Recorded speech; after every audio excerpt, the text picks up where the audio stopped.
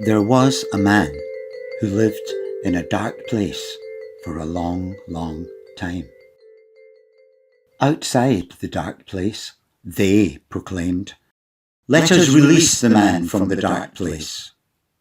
They cast the dark place asunder so that light streamed in. The man cowered in the blinding light.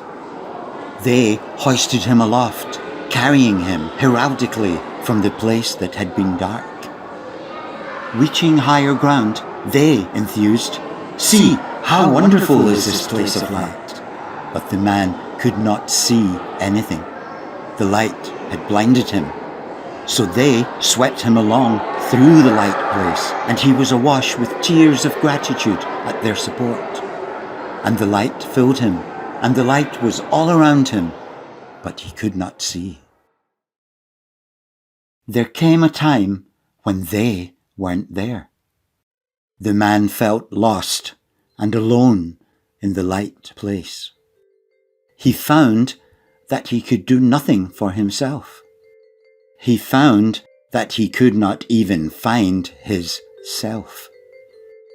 Perhaps, came a thought, I have left myself in the dark place. That's where I really belong. That is me. What is this light place? They do not know the darkness, its voices, its depth. There, I am free to be who I want to be. No one cares. It's easy to get by, to get what I want. But at times, the craving. I must have the satiation, the pleasure, the craving, the dark, alone, nothing, safe. Now, alone, afraid.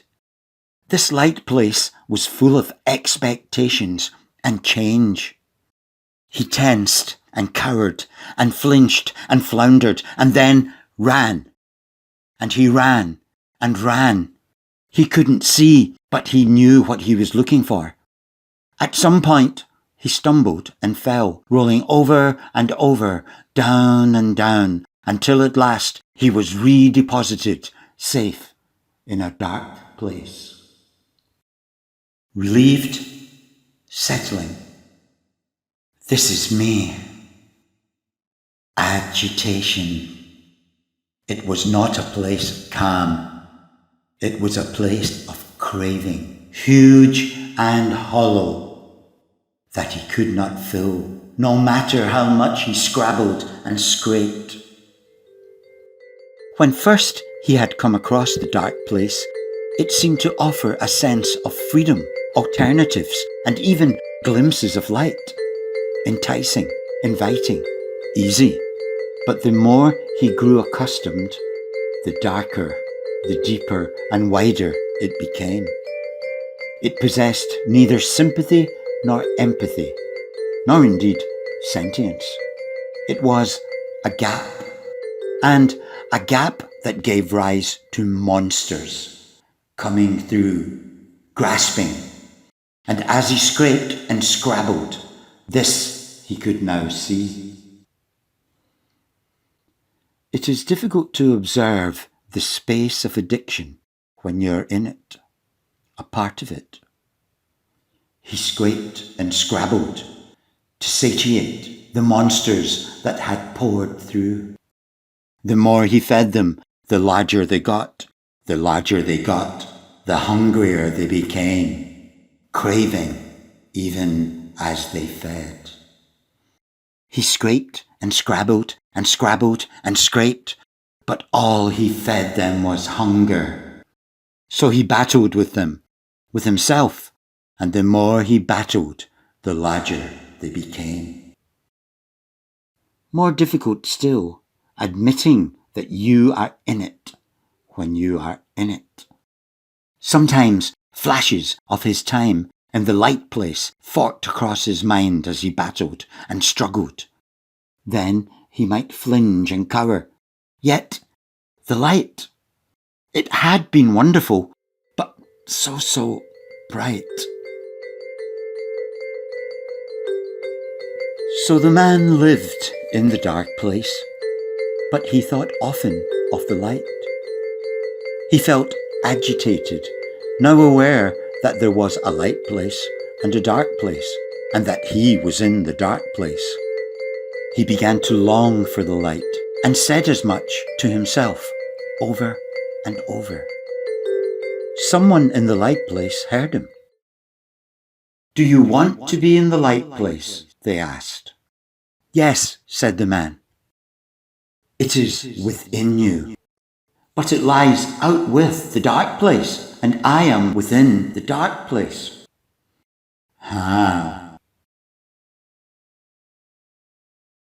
In the dark place, in the haze of self-destruction, in the sometimes whirling chaos, trying to get life together before it falls apart, find a pebble, a twinkle of light, something positive about yourself, about anything, however small, and it will be there. And when you have found it, hold it, precious, then let it go, falling into the chaos like an emissary. At that, a small crack appeared in the dark place, and the merest sliver of light shone through. The man gasped and wavered, bracing himself for the blinding tide of light. But it didn't happen. "Am I not to have all the light?" he pleaded. "I yearn for the light." "But it will blind you, and then light and darkness will be as one." A small object dropped through the crack, glinting in the light as it fell, turning over and over into the depths of the dark place and twinkling into his mind. "Here is a tool. Use it to whittle away at the dark place, bit by bit, letting the light in. But gradually, at your own pace. Then you will grow accustomed to the light as the gap in the dark place widens. You will be able to see and survive in the light place." So, this is what the man did. Although he longed for the dark place to be cast asunder all at once, he whittled and chipped, and as the light within the dark place grew, he was able to see his self within it, and this made him whittle all the harder. For he liked what he saw, and what he saw was that the self he thought himself to be within the dark place was not the self he truly was. Bit by bit. But where is the incentive to whittle if there is only another dark place out with, or even within? Addiction drives society. Here a hit, there a hit, a piece of porn here, a wee lottery there. How easy to become addicted to those things that eat away at the spirit. How easy to fall. How hard to climb. Moment by moment, monster by monster, and then there was a man.